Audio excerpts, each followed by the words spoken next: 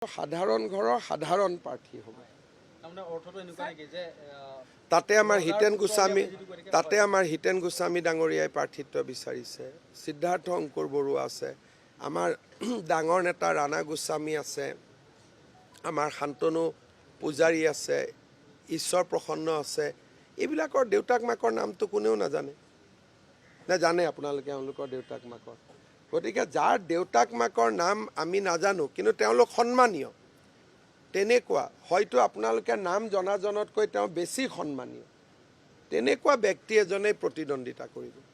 তেওঁ চাওক, ব্যক্তিৰ ওপৰত মই আলোচনা কৰাটো ঠিক নহয় আৰু ব্যক্তিৰ ওপৰত মই আলোচনা নকৰোঁ। আৰু মই আপোনালোকে প্ৰথম দিনাৰ পৰাই দেখিছে যে মই এজিপিক জোৰে কৰা নাই।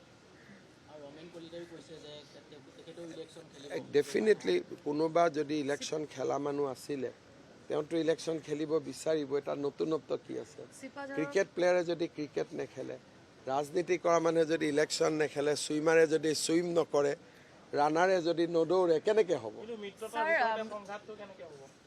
ক'ৰবাত সংঘাতটো থাকিবই, ক'ৰবাত সংঘাত থাকিব, ক'ৰবাত কনফ্লিক্ট থাকিব। কিন্তু যাক ৰাইজে, ইয়াততো আমি কাজিয়া কৰি কি লাভ হ'ব? ভোটটো ৰাইজেহে দিব। গতিকে ৰাইজে যাক যেনেকৈ ভোট দিয়ে, ল'ৰা বুলি কোৱা নাই মই।